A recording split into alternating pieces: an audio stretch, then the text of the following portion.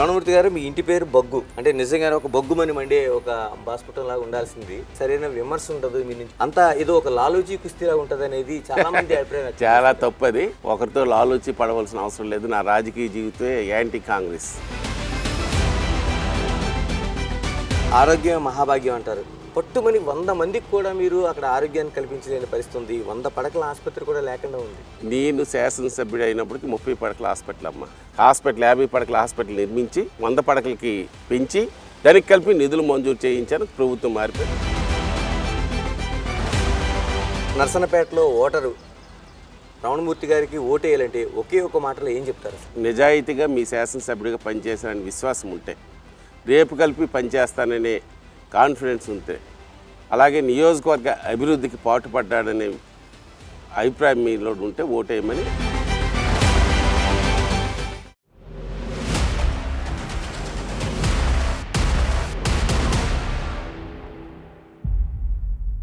శ్రీకాకుళం జిల్లాలో కీలకమైన ప్రాంతాల్లో నర్సన్నపేట నియోజకవర్గం ఒకటి. ఒకప్పుడు తెలుగుదేశానికి కంచుకోటగా కొనసాగిన ఈ ప్రాంతంలో దాదాపు 3.5 సార్లు అక్కడ ఇతర పార్టీలకు బ్రేక్ అయింది. అంటే 2014లో గెలిచిన తర్వాత అక్కడ బగ్గు రమణ 2019లో రమణమూర్తి మళ్ళీ ఓడిపోయే పరిస్థితి వచ్చింది. ఈసారి మళ్ళీ విజయం తనదే అంటున్నారు. ఆ కాన్ఫిడెంట్ ఏంటో ఒకసారి చూద్దాం. రమణమూర్తి గారు 2014లో ఎమ్మెల్యేగా కొనసాగారు, 2013లో కొంత ఓటమి చెందారు. ఈసారి ఎందుకు అంత కాన్ఫిడెంట్గా చెప్పగలుగుతున్నారు? నేను చేసిన అభివృద్ధి ఒకటైతే, ఈ రాష్ట్రంలో అస్తవ్యస్త పరిపాలన అన్ని వర్గాల వారిని దగా చేసింది. ఈ రాష్ట్ర భవిష్యత్తు బాగుపడాలన్నా, మన బిడ్డల భవిష్యత్తు బాగుపడాలన్నా చంద్రబాబు నాయకత్వం అవసరం, తెలుగుదేశం పార్టీ నాయకత్వం అవసరమని అన్ని వర్గాలు ప్రజలు ఇవాళ విశ్వసిస్తున్నారు. రాబోయేది తెలుగుదేశం ప్రభుత్వం. అలాగే నా గురించి మీరు స్ట్రైట్గా కూర్చుని వేస్తున్నారు. 2014లో గెలిచి 19లో ఎందుకు ఓడిపోయారని. ఒక అవకాశం అనే పదం కలిపి ఆ నియోజకవర్గంలో ప్రభావం చూపించింది. ఈవేళ 2014 నుంచి 19 వరకు ఏ విధంగా నియోజకవర్గాన్ని అభివృద్ధి చేసినాను, రమణమూర్తి తాలూగా విధానాలు ఏమిటి అని ప్రజలు గమనించినారు. ఈ గడిచిన ఈ 5 సంవత్సరాల్లో అక్కడ శాసనసభ్యులు డిప్యూటీ చీఫ్ మినిస్టర్గా ఉంటూ వారు చేసిన అభివృద్ధిని, వారు చేసిన అవినీతి కార్యక్రమాలు, వారి కుటుంబం ద్వారా చేసిన అవినీతి కార్యక్రమాల వల్ల ఈవేళ కోకొల్లులు ప్రజల్లో చర్చనీయాంశమైంది. అందువలన తప్పనిసరిగా ప్రజలు నాకు ఆశీర్వదిస్తారు, గెలిపిస్తారని పూర్తి విశ్వాసం నాకుంది. రమణమూర్తి గారు, ఇప్పుడు చాలా వరకు రాష్ట్ర వ్యాప్తంగా కూడా ఒకటే మాట చెప్తుంటారు, 2019లో ఒక సింపతి అనేది పనిచేసింది, ఇలా అక్కడ ఒక ఊపు వచ్చింది కాబట్టి పోయిందని. మరి చాలా వరకు తెలుగుదేశం పార్టీలో చాలామంది మీ జిల్లాలోనే అంత వేవులో కూడా సీట్లు గెలిచిన వాళ్ళు ఉన్నారు. మరి మీకొక్కళ్ళకే ఎందుకు నష్టం జరిగింది, ఇలా కొంతమందికి, మిగతా వాళ్ళకి ఎందుకు జరగలేదు అంటారు? అంటే జరిగింది, వాళ్ళు ఇంకా ఎక్కువ మెజార్టీతో గెలవలసింది దగ్గరలో వచ్చారు. మీకు తెలిసిందే, ఇచ్చాపురం అది పార్టీకి కంచుకోట. అటువంటి దగ్గర ఆ మెజార్టీని కొట్టుకొని దగ్గరలో గెలిచినారు. అలాగే మరి అచ్చెన్నాయుడు గారు, అక్కడ ఒక బలమైన నాయకత్వం ఉంది. ఆ నాయకత్వం వలన అతను బయటికి రాగలిసినారు. మిగతాది తీసుకుంటే రాష్ట్ర వ్యాప్తంగా, శ్రీకాకుళం జిల్లాలో కాదు, రాష్ట్ర వ్యాప్తంగా ఈ పరిణామం ఏర్పడ్డది. దీంట్లో మరి ఒకరిని తప్పుపడడానికి కానీ కారణాలని కానీ చెప్పడానికి లేదు. అది ఒక వేవ్, ప్రజల్లో ఒక వేవ్ వచ్చింది. ఆ వేవ్ని ఎవరు అడ్డుకట్ట వేయలేకపోయాం. అది జరిగిపోయిన నష్టం జరిగిపోయింది. ఈవేళ అటువంటి పరిస్థితి లేదు. ప్రజల్లో స్పష్టంగా ఉంది, తెలుగుదేశం పార్టీని గెలిపిద్దాం, చంద్రబాబు నాయకత్వాన్ని బలపరుచుదాం, మళ్ళా రమణమూర్తిని గెలిపిద్దాం అనే ఆలోచనతో ప్రజలు ఉన్నారు. స్పష్టమైన ప్రజాభిప్రాయం నాకు తెలుసు. రమణమూర్తి గారు, దాదాపు నర్సన్నపేటకు సంబంధించి తీసుకుంటే పూర్తిగా వ్యవసాయ ఆధారితంగానే ఉంది మనకి. అంటే నదులు ఉన్నాయి, మీకు వర్షాధారం ఉంది, అంతా బాగుంది. కానీ మిగతా చదువుకున్న వాళ్ళు ఉన్నత చదువులు చదివితే ఎక్కడికి వెళ్ళాలి? మీ ప్రాంతంలోన అసలు బ్రతుకు తెరువు లేకుండా ఇతర ప్రాంతాలకు వలస వెళ్ళే పరిస్థితి ఎంతకాలం కొనసాగుతుంది? అంటే నర్సన్నపేట నియోజకవర్గం ప్రకృతి రీత్యా కానీ నైసర్గికంగా కానీ ఒక విశిష్టత ఉంది. ఉత్తరం తీసుకుంటే తూర్పు కనుమలు ఉన్నాయి, అంటే రమణీయమైన కొండలు కోనలతో ఉంది. అలాగే ఈస్ట్న తీసుకుంటే తూర్పు భాగాన సముద్ర తీరం ఉంది. పడమట భాగం అలాగే రివర్ కట్ అవుతూ మొత్తం నియోజకవర్గం, ఎంటైర్ నియోజకవర్గం వంశధార కెనాల్ అంటే వంశధార నది కలిపి ప్రవహిస్తుంది. అంటే నైసర్గికంగా కలిపి ఇండియా మ్యాప్ ఎలాగ ఉంటుందో మన నియోజకవర్గం అలాగ ఉంటుంది నైసర్గికంగా. ఇక్కడ ఉండే సారవంతమైన పంట పొలాలు ఉన్నాయి, నదులు ఉన్నాయి. అందువల్ల అగ్రికల్చర్ మీద ఆధారపడిన వాళ్ళు ఇక్కడ ఎక్కువ మంది ఉన్నారు. అయితే అగ్రికల్చర్ మీద ఆధారపడిన రైతాంగానికి సంబంధించిన చాలా వరకు ఏవైతే సమస్యలు ఉన్నాయో 2014 నుంచి 19 మధ్యన గుర్తించి పనులు కలిపి ప్రారంభించడం జరిగింది. సారవకోట మండలంలో కరువు ప్రాంతం ఉంది. అంటే వర్షాలు పడితే పంటలు పండడం, వర్షాలు లేకపోతే భగవంతుడి మీద చేతులు పెట్టి చూపించడం. కారణం పెద్ద పెద్ద తటాకాలు లాంటి చెరువులు ఉన్నప్పటికీ సకాలంలో వర్షాలు లేకపోతే పంటలు దెబ్బతినే పరిస్థితి ఉంటుంది. అది నేను శాసనసభ్యుడు అయిన తర్వాత గుర్తించి 180 కోట్ల రూపాయలు మంజూరు చేయించాను.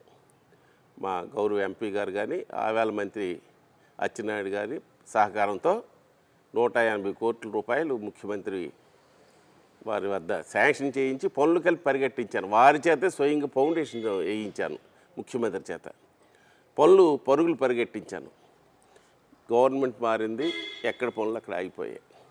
కథరామూర్తి గారు, 1 కాదు 2 కాదు 1300 కోట్ల రూపాయల పనుల్ని తీసుకొచ్చి వివిధ దశల్లో చేసి ఇప్పుడు 60%, 40% లేకపోతే 70% ఇలా పూర్తయి ఆగిపోతే ఇంకా ప్రజలకి ఏం ఉపయోగం ఉంటుంది అసలు అట్లా? అదే నేను అంటాను. ఇప్పుడు నేను నిధులు తెచ్చాను, నిధులు తెస్తే బొంతు ఎత్తిపోతల పథకం 60%, 64% కంప్లీట్ అయ్యింది, మధ్యలో ఆగిపోయింది. ప్రజానీకం ఇవాళ ఆ డబ్బులన్నీ నీటిలో పోసిన నిధులు అయిపోయాయి. అది పూర్తి చేయాలి. మరి అతను ఏం చేసినట్టు నాకు అర్థం కాలేదు. డిప్యూటీ చీఫ్ మినిస్టర్ చేసినాడు, అది పూర్తి చేసుకోలేడా? అంటే కాదు, ప్రధాన ప్రతిపక్షంగా ఉన్న మీరు వైఫల్యం కనిపించడం లేదా ఇన్ని నిధులు తీసుకొచ్చి ఆగిపోయిన తర్వాత? అంటే ప్రతిపక్ష పార్టీగా నేను పోరాటాలు చేయగలను, ప్రజలను స్పందించగలను. నేను కాళ్ళనడక పెట్టాను. ఏవైతే ఈ బొంతు ఎత్తిపోతల పథకం రైతాంగం ఉందో వాళ్ళకి భరోసా ఇవ్వడానికి, ఈ ప్రభుత్వం మీద ఒత్తిడి పెంచడానికి నేను 18 కిలోమీటర్లు ఎంటైర్ కాలనాడకి వెళ్ళి రైతులు కలుసుకున్నాను. అయినా అప్పటికీ చలనం లేదు. ఓ 3-4 సార్లు వెళ్ళి ఇన్స్పెక్షన్ పెట్టాం, ప్రెస్ మీట్లు పెట్టాం. అది చేయవలసింది ఈ రాష్ట్ర ప్రభుత్వం. మళ్ళీ మేము అధికారంలోకి వచ్చిన తర్వాత అది పూర్తి చేస్తాం.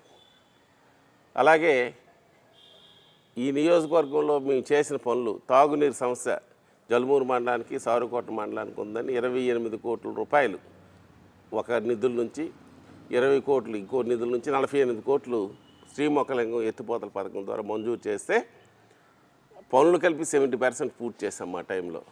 ఈవేళ అరకొర పనులు చేసి అక్కడికి ఆపిస్తున్నారు. పూర్తి కాని పరిస్థితిలో ఉంది. ఏ లక్ష్యాలతో అయితే మేము మంజూరు చేశామో ఆ లక్ష్యం నెరవేరలేదు. ఈవేళ కలిపి తాగునీరు ప్రతి ఇంటికి వెళ్ళే పరిస్థితి లేదు, ప్రతి ఊరికి వెళ్ళే పరిస్థితి లేదు. అవన్నీ మళ్ళీ మేము వచ్చిన తర్వాత పూర్తి చేస్తాం.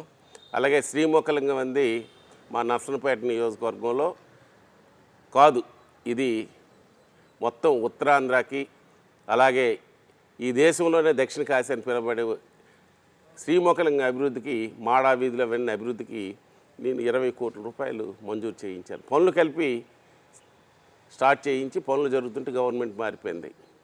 ఇవాళ ఆ పనులు కలిపి మధ్యలో ఆగిపోయాయి. శ్రీమొక్కలింగంకి సపరేట్గా 4 ప్రాంతాల నుంచి రావడానికి దానికి కావలసిన రోడ్స్ కలిపి ఏర్పాటు చేసాం. ఆ రోడ్లు ఏదో పూర్తయింది, మా టైంలో కొంత మిగిలిపోయింది, ఈ మధ్యనే కంప్లీట్ చేస్తున్నారు. అంటే ఏది పని ఎక్కడికి ఆగిపోయిందో అది పూర్తి చేయలేని అసమర్థత పాలన అక్కడ ఉంది. అది అంటే చుట్టూ వంశధార నది అద్భుతంగా ప్రవహిస్తుంది, మరోవైపు మీకు తాగునీటికి తాగడానికి లేదు, ప్రతి వరదల సీజన్లో కూడా బిక్కుమని భయపడాల్సిన పరిస్థితి. అదే. అంటే మేజర్ పార్ట్లో తెలుగుదేశం ఒక చాలా అధికారంలో ఉంది కదా, ఎందుకు కరకట్ట కూడా నిర్మించుకోలేని పరిస్థితి ఉంది? మేజర్ టైం తెలుగుదేశం ఆ నియోజకవర్గం లేదండి. మొదట్లో సింహ ప్రభాకర్ రావు గారు ఒక 2 పర్యాయాలు చేసినారు. అందులో ఒకటి 5 సంవత్సరాలు, ఒకటి 2 సంవత్సరాలు, అంటే 7 సంవత్సరాలు సింహ ప్రభాకర్ రావు గారు. తర్వాత ధర్మాన ప్రసాదరావు గారు వచ్చినారు. తర్వాత బొగ్గు లక్ష్మణరావు గారు ఒక పర్యాయం అయ్యారు. మళ్ళా కంటిన్యూగా వాళ్ళు 3 పర్యాయాలు అయ్యారు. అక్కడ కృష్ణదాస్ గారు ఒక 2 పర్యాయాలు, ప్రసాద్ గారు ఒక పర్యాయం అయినప్పటికీ అక్కడ ఈ వంశధార ప్రాజెక్టు వరదల గురించి వాళ్ళు ఏమీ దృష్టి పెట్టలేదు. నేను శాసనసభ్యుని అయిన తర్వాత కరకట్టల నిర్మాణానికి కావాల్సిన ల్యాండ్ ఎక్విజిషన్కి వెళ్ళి పూర్తి చేయించాను. ఈ లోపల ప్రభుత్వం మారిపోయింది. మళ్ళీ అధికారంకి వచ్చిన తర్వాత దాని మీద ప్రత్యేకమైన దృష్టి కేంద్రీకరించి కరకట్టలు కలిపి పనులు కలిపి పూర్తి చేయిస్తాను. మరి వాళ్ళకి అసమర్థత పరిపాలన అనడానికి ఉదాహరణ అదే కదా. ల్యాండ్ ఎక్విజిషన్ పూర్తి అయిన తర్వాత కలిపి పనులు చేయించలేని పరిస్థితిలో ఉన్నారంటే ల్యాండ్ ఎక్విజిషన్ అయిపోయి రైతులకు నష్టపరిహారం కలిపి ఇప్పించారు నా టైంలోనే. ఇలాగ నర్సన్నపేటలో భూ కబ్జాలు జరుగుతున్నాయంట, ల్యాండ్ మాఫియా ఉందంట. అంటే ఉన్న ప్రజలకు ఏ సౌకర్యం లేదు, కానీ ఇంత ఎందుకు మాఫియా ఇంత తీవ్ర స్థాయిలో రెచ్చిపోతుంది? అంటే నర్సన్నపేట పట్టణ పరిసర ప్రాంతాలు భూములకు ఒక హైప్ వచ్చింది. అంటే ఒక భూమి అది వైజాగ్ రేటు ఉండదేమో, అటువంటి రేట్లు ఉన్నాయి నర్సన్నపేట పట్టణంలో కానీ పరిసర ప్రాంతాల్లో కానీ. దాన్ని ఆసరా చేసుకొని మరి అధికార పార్టీ నాయకుల తాలూకు అండతో రెచ్చిపోయి ఎక్కడికక్కడ భూ కబ్జాలు జరుగుతున్నాయి. తప్పనిసరిగా మళ్ళీ అధికారంకి వచ్చిన తర్వాత దాని మీద సరైన చర్య తీసుకుంటానని మీకు తెలియజేస్తున్నాను. రమణమూర్తి గారు, మీ ఇంటి పేరు బొగ్గు. అంటే నిజంగానే ఒక బొగ్గుమని మండే ఒక బాస్పటం లాగా ఉండాల్సింది. మీరు ఎవరైతే ధర్మాన కృష్ణదాస్ ఉన్నారో, ఇన్ని చెప్తున్నా సరే సరైన విమర్శ ఉండదు మీ నుంచి, ప్రజల పక్షాన్ని గట్టిగా పోరాడలేరు, అంతా ఏదో ఒక లాలూచీ కుస్తీలా ఉంటుంది అనేది చాలామంది అభిప్రాయం. చాలా తప్పది. నేను ఇసుక దందా మీద యాజిటేషన్ చేసినాం, రకరకాల వేదికల్లో దాని మీద మేము ప్రజల మధ్యకి తీసుకెళ్ళాం. అయితే స్వతహాగా నేను కొంచెం సౌమ్యుడును, అది ఒకరితో లాలూచి పడవలసిన అవసరం లేదు. నా రాజకీయ జీవితమే యాంటీ కాంగ్రెస్ నుంచి పుట్టింది వైసీపీ. నేను సర్దార్ గౌతులచ్చన్ నాయకత్వంలో పనిచేశాను. తర్వాత తెలుగుదేశం పార్టీ ఆవిర్భావం నుంచి పార్టీలో ఉన్నాను. కష్టాల్లో సుఖాల్లో పార్టీతో ఉన్నాను, పోరాటాల్లో ఉన్నాను. అయితే విమర్శ కలిపి నాకు వ్యక్తిగతమైన విమర్శలు ఇవన్నీ నేను నా స్వతహాగా నా మనస్తత్వం వేరేగా ఉంటుంది. దాన్ని ఇంకొకరు ఎవరైనా వేరేగా అర్థం చేసుకుంటే నేను దానికి ఆన్సర్ కలిపి చెప్పలేను. కానీ స్పష్టంగా అవినీతి మీద పోరాటం చేస్తాను. రమణమూర్తి అంటే ఏమిటో మీరు ప్రజలకు అడగండి. ఎక్కడ రమణమూర్తి మీద ఏనైతే చూపించిన విధంగా నా 5 సంవత్సరాల్లో నేను ప్రజలకు సేవలు అందించాను. ఏ టైంలో ఎనీ టైం రాత్రి ఫోన్ చేసిన పలికే రమణమూర్తి రాజకీయాల్లో ఉన్నాడంటే రమణమూర్తే. ఎప్పుడు ఎవరైనా ఇంట్లో వచ్చి నాతో మాట్లాడి చనువు కలిపి కార్యకర్తలకు కానీ ప్రజలకు ఇచ్చే వ్యక్తి రమణమూర్తి. అయితే వ్యక్తిగతమైన దోషణలు డాంబికాలు నాకు అలవాట్లేదు. నేను నా పదవిని ఏ ప్రజల వలన వచ్చిందో ఆ ప్రజల గురించి నేను పాటుపడతాను తప్పించి నా వ్యక్తిగతంగా నా గురించి కానీ, నా కుటుంబం గురించి కానీ, నా పిల్లల గురించి కానీ ఏ రోజు కలిపి నా పదవిని ఉపయోగించడం. అంటే ఈ రోజుల్లో మీరు చెప్తున్న రాజకీయాలు సరిపోతున్నాయంటారు ప్రజలకు? అసలు ఏమైనా ఎందుకు సరిపడతాయండి. ఈవేళ మీరు ప్రజల దగ్గరికి వెళ్ళి అడిగితే ఆ మాత్రం రమణమూర్తి అంటే ఏమిటి చెప్పగలుస్తున్నారంటే, రమణమూర్తి కలిపి అటువంటి పనులే చేశాడు అనుకోండి. రమణమూర్తికి ఎక్కువేటి కాదు కదా. ఈవేళ పూర్తిగా విశ్వసించి రమణమూర్తి గెలిపించాలనే ఒక సమ్మోహనంగా ఉన్నారు నా కార్యకర్తలు కానీ ప్రజలు కానీ. ఎక్కడ మీరు అడగండి, మీరు వెళ్ళి నర్సన్నపేట నియోజకవర్గంలో ఎక్కడ అడిగినా రమణమూర్తి అంటే ఏమిటో మీకు చెప్తారు. తప్పనిసరిగా రమణమూర్తి మళ్ళా శాసనసభ్యులు అవుతారు. అందరూ ఒకే రకమైన బాణి, ఒకే రకం విధానంతో మేము వెళ్తారనుకోవడం అది పద్ధతి. అంటే రాజకీయాల్లో దుర్సంధి అవసరమేమో కానీ మరి నా పంద అది. అంటే మరోవైపు ఇప్పుడు మీ నియోజకవర్గం అయిపోద్దాం తెలుగుదేశం పార్టీ టికెట్స్ సంబంధించి ఇప్పటివరకు పార్టీ ఎలాంటి నిర్ణయం తీసుకోలేదు. ఇంకా ఇప్పుడు రామమూర్తి గారికి టికెట్ ఇవ్వండి అనే వాళ్ళతో పాటు ఇవ్వద్దనే వాళ్ళు, మాకు టికెట్ ఇవ్వండి అనేవాళ్ళు కూడా మీకు కనిపిస్తూ ఉన్నారు కదా. ఇవ్వద్దన్న వాళ్ళు ఎవరు లేరు, ఒక్క సింగిల్ పర్సన్ లేరు నర్సంపేట నియోజకవర్గంలో. ఏదో మాకు టికెట్ కావాలనుకునే వాళ్ళు పోటీ పడుతున్నారు. ఏమో వినబడవచ్చు, దానికి తప్పు లేదు. కారణం పొలిటికల్ పార్టీస్ టికెట్లకు ఆశిస్తారు. కానీ పొలిటికల్ పార్టీస్ ఏ పార్టీ అయినా కార్యకర్తల అభిష్టానం మేరకు, ప్రజల అభిష్టానం మేరకే టికెట్లు ఇస్తాయి. అది తప్పదు. ఇవ్వకపోతే దానివల్ల ఇబ్బందులు కలిపి వస్తాయి. కాబట్టి ఏ పొలిటికల్ పార్టీ అయినా ఎవరైతే కార్యకర్తలు ప్రజలు అభిమానం చూరగొంటారో వాళ్ళకే ఇస్తాయి. అందువల్ల నాకు ఎవరో నాకు కావాలి అందువల్ల నాకేదో నష్టం జరుగుతుందనే ఆలోచన లేదు. మొదటికి వచ్చిన మీరు వేసినారు, ఏమిటి టికెట్లు అనౌన్స్ కాలేదని. నోటిఫికేషన్ రావాలి. కారణం ఏంటంటే ఏదో జగన్ తొందరపడిపోండు, తెలుగుదేశం పార్టీ తొందరపడిపోవాలని అవసరం లేదు. కారణం అంటే మాకు మిత్రపక్షంగా జనసేన పార్టీ ఉంది. వాళ్ళకి మాకు మధ్యన కలిపి సీట్ల అవగాహన రావాలి. ఆ సీట్ల అవగాహన వచ్చిన తర్వాత దీని మీద క్లారిటీ వస్తుంది. మాకు మరి ఇన్ఛార్జిగా ఉన్నాను అంటే పార్టీ నాకు బాధ్యత చెప్పినట్టే కదా. ఇవాళ ఒక రకంగా ఇండికేషన్ మాకు ఉంది, పనిచేయండి, ప్రజల్లోకి వెళ్ళండి, ఇండికేషన్ ఉందంటే అదే టికెట్. అంతే తప్ప టికెట్లు అనౌన్స్ చేయడం అంటే స్టేజ్ బై స్టేజ్ సర్వేస్ అని, కారణం ప్రజల విశ్వాసం అని, ఇవతల పొలిటికల్ పార్టీగా మాకు కొన్ని ఇవి కలిపి ఉన్నాయి. ఈవేళ మిత్రపక్షం ఉంది. ఆ మిత్రపక్షంతో సీట్లు సర్దుబాటు అవన్నీ ఉంటాయి. దానివల్ల దానికి ఈవేళ కాదు, ఎప్పుడో ఇచ్చేసాను కాదు, ఇండికేషన్ ఉన్నట్టే. మీరు పని చేయండి అంటే ఇండికేషన్ ఉన్నట్టే, మీరే ఇన్ఛార్జ్ అంటే ఇండికేషన్ ఉన్నట్టే. దాంట్లో మీ మీద బాధపడిపోయి ఇంక రాలేదంటే అది మాలోన కాన్ఫిడెన్స్ లెవెల్ లేకపోతే అది నేనే అభ్యర్థిని అవుతాను, నేనే శాసనసభ్యుని అవుతాను. ఆ పూర్తి కాన్ఫిడెన్స్. మరి మిత్రపక్షంగా ఏమైనా సీట్ల పంపకాల్లో నర్సన్నపేట మీ మిత్రులకి వెళ్ళే అవకాశాలు అటువంటివి ఉంటే? అటువంటి లేవని అనుకుంటాను. కారణం మిత్రపక్షాలను కలిపి నేను కలుపుకొని వెళ్తాను. ఆ పిల్లలు కలిపి మా పార్టీ వర్కర్స్ లాగే అందరం కలిపి సమిష్టికి పనిచేస్తున్నాం. అక్కడ ఉండే పరిస్థితి కలిపి అటువంటి ఆశలు ఆలోచనలు ఉన్నట్టు నాకు అనిపించడం లేదు, అంటే జనసేన తరఫున. ఇలాగ ప్రధానంగా మీ ప్రాంతాన్ని తీసుకుంటే వ్యవసాయం, ఆ తర్వాత పిల్లలు చదువుకునే పిల్లలు ఎవరు ఉంటే టీచర్లు అవుతున్నారు, లేదంటే మీరు ఆర్మీకో మిలిటరీకో వెళ్తున్నారు మీ ప్రాంతాల్లో. మరి చాలా కాలంగా డిఎస్సి ఉండిపోయింది, ఇంతమంది ఉంది. మీ గవర్నమెంట్లో ఏమైనా ఎందుకంటే శ్రీకాకుళం జిల్లాకు సంబంధించి ప్రధానంగా ఎక్కువ మంది టీచర్లు అయ్యే అవకాశం ఉంటుంది. మీరు ప్రభుత్వాన్ని ఒకవేళ వస్తే ఏంటి, దానికి ఏమైనా హామీ ఇవ్వగలుగుతారా?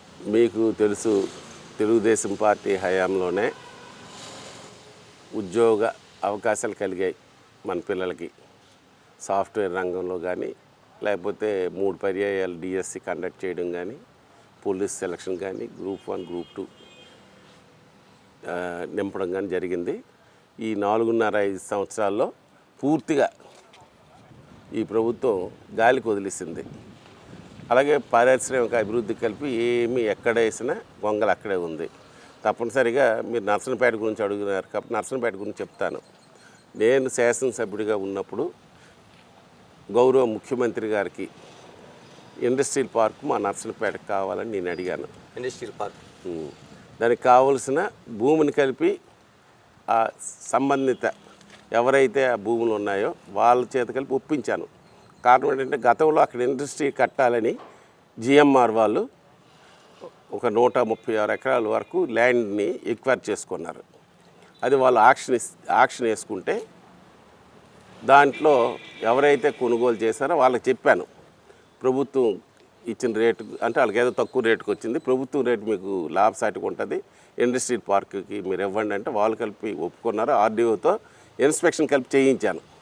ఇండస్ట్రీ పార్క్ ప్రారంభిస్తాం అంటే ముఖ్యమంత్రి గారు వెళ్ళ చంద్రబాబు నాయుడు గారు ఏం చెప్పారు, దానికి కావాల్సిన ఇన్ఫ్రాస్ట్రక్చర్ మనం కల్పిద్దాం, వాటర్ కానీ, డ్రైన్స్ కానీ, రోడ్లు కానీ, ఎలక్ట్రిసిటీ కానీ, అది ఇండస్ట్రీ పార్క్ అక్కడ అభివృద్ధి చేద్దాం, ల్యాండ్ ఎక్విజిషన్ చేద్దాం అని చెప్పడం, వాళ్ళకి ఒప్పించడం, వాళ్ళు సుముఖత తెలపడం, దానికి సంబంధించి ఏదైతే ఆర్డీఓ గారు కలిపి ఇన్స్పెక్షన్ చేసినారు.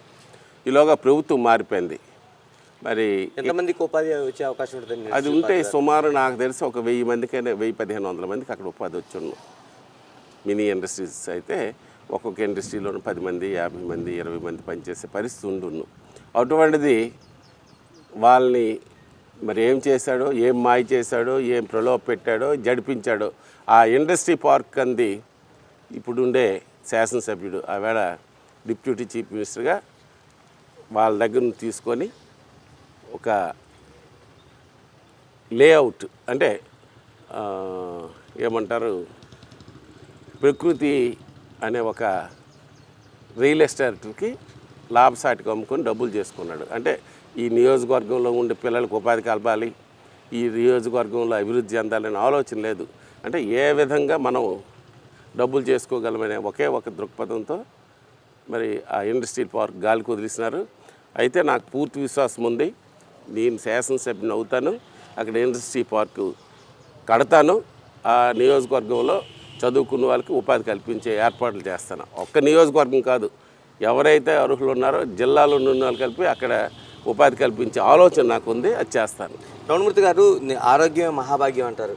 పట్టుమని 100 మందికి కూడా మీరు అక్కడ ఆరోగ్యాన్ని కల్పించలేని పరిస్థితి ఉంది. 100 పడకల ఆసుపత్రి కూడా లేకుండా ఉంది.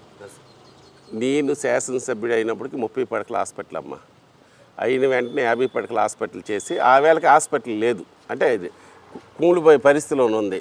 హాస్పిటల్ 50 పడకల హాస్పిటల్ నిర్మించి అది 100 పడకలకి పెంచి దానికి కలిపి నిధులు మంజూరు చేయించాను. ప్రభుత్వం మారిపోయింది, ఇవాళ 100 పడకల హాస్పిటల్, ఆ 100 పడకల హాస్పిటల్ కలిపి పూర్తి మరి చేయలేరు. కారణం ఏంటంటే ఎన్నికల దగ్గరికి వెళ్ళిపోచ్చినాయి. నేను వచ్చిన తర్వాత పూర్తి చేసి నర్సన్నపేట వైద్య ఏదైతే ఆరోగ్య కేంద్రం ఉందో, ఈ సిఎస్సి ఉందో, అది జిల్లాలోని పేరు ఉన్నది. కారణం ఏంటంటే ఎప్పుడు మంచి సేవలు అందుతున్నాయి. పట్టుమంది 100 కాదు, ఇంకెక్కువ మంది ఉంటారు. దానికి కావాల్సిన ఏర్పాట్లు చేస్తాం, దాంట్లో ఎటువంటి సందేహం లేదు. నర్సన్నపేటలో ఓటరు రమణమూర్తి గారికి ఓటేయాలంటే ఒకే ఒక మాటలో ఏం చెప్తారు సార్? 2014 నుంచి 15 వరకు 19 వరకు నేను మీకు అందుబాటులో ఉన్నాను, మీ సమస్యలపైన స్పందించాను అనే విశ్వాసం ఉన్నా. లేకపోతే ఎక్కడ అవినీతి చేయకుండా నిజాయితీగా మీ శాసనసభ్యుడిగా పనిచేశానని విశ్వాసం ఉంటే, రేపు కలిపి పనిచేస్తాననే కాన్ఫిడెన్స్ ఉంటే, అలాగే నియోజకవర్గ అభివృద్ధికి పాటుపడ్డాడనే అభిప్రాయం మీలో ఉంటే ఓటేయమని వాళ్ళకి ఈ సందర్భంగా మీ ద్వారా వాళ్ళకి కోరుకుంటున్నాను. కారణం ఏంటంటే ఈవేళ జరిగే అవినీతి మీ అందరికీ తెలుసు, ప్రజలందరికీ తెలుసు. షిఫ్ట్ ఆఫీసర్ పోస్టులని, అంగన్వాడీ పోస్టులని, ఇటువంటి ఎన్నో అవినీతి అంటే ప్రజలే కాదు వాళ్ళ కార్యకర్తలు కలిపి మోసపోయారు. నా టైంలో అటువంటి అవకాశాలు లేకుండా ఒక నీతివంతంగా సేవలు అందించాను.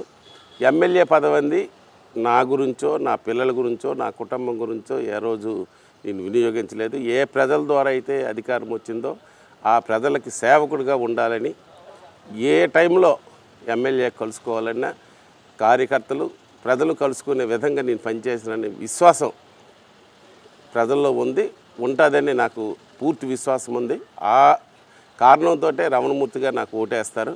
అలాగే నియోజకవర్గ అభివృద్ధిలో కలిపి నాకు ఇచ్చిన మీ సమయాన్ని ఎక్కడా వేస్ట్ చేయకుండా సుమారు 12 నుంచి 1300 కోట్లు నిధులు తెచ్చి నియోజకవర్గ అభివృద్ధికి కృషి చేశాను. మళ్ళా నాకు అవకాశం ఇస్తే ఏవైతే ఇంకా మడపాం ఎత్తిపోతల పథకం ఉందో అది కానీ, కామేశ్వరపేట లుకలాం ప్రాంతాలు చివరి భూములకు నీరు అందలేదో దానికి కలిపి ఎత్తిపోతల పథకాలు కానీ ఇవన్నీ మంజూరు చేసి ఈ నర్సన్నపేట పట్టణాన్ని కలిపి ఆ రాజుల చెరువు ముఖ్యమంత్రిగా జగన్మోహన్ రెడ్డి ఇచ్చిన హామీ కలిపి నెరవేరలేదు. ఇండోర్ స్టేడియం కానీ ఇవేవైతే మిగిలిపోయి ఉన్నాయో అప్పుడు నా టైంలో చేయిగా మిగిలిపోయిన పనులు కానీ, కొత్తగా ఈ లిఫ్ట్ ఇరిగేషన్స్ కానీ, కారణం మీరు మొదట అన్నారు ఇక్కడ రైతాంగం అని, ఆ రైతాంగం కావాల్సిన సాగునీరు కానీ, అతను నది పక్కన ఉన్నప్పటికీ తాగునీరు సమస్య ఉంది, తాగునీరు కానీ అందించే బాధ్యత నేను తీసుకుంటాను. స్వచ్ఛమైన పరిపాలన అందించడానికి పూర్తి స్థాయిలో నేను నిబద్ధతతో పనిచేస్తాను. అవినీతి మాట ఏంటి, అక్రమాల సంగతి ఏంటి? అవినీతి అక్రమాలు జరిగినవి ఏవైతే భూమాఫియాలు ఇవన్నీ ఉన్నాయో దాని మీద ఉక్కుపాదంతో కుమ్ముతాం. ఇవాళ ఇందిరానగర్లో నిర్మించే చిల్డ్రన్ పార్క్ ధ్వంసం చేయడం కానీ, వాటి మీద చర్యలు కానీ, ఎక్కడైతే భూములు ఆక్రమించారో దానిపైన చర్య తప్పనిసరిగా ఉండి అవినీతి మీద ఉక్కుపాదం మోపి మళ్ళీ దాని మీద చర్యలు కలిపి తీసుకుంటాం గవర్నమెంట్ అధికారంకి వచ్చిన తర్వాత. థ్యాంక్ యూ రమణమూర్తి గారు, చాలా మంచిది. All the best. Thank you. ఇది మనకి నర్సన్నపేటలో నేనే ఎమ్మెల్యే కార్యక్రమంలో ఎమ్మెల్యే అభ్యర్థిగా టీడీపీ నుంచి వ్యక్తమవుతున్న అభిప్రాయాలు.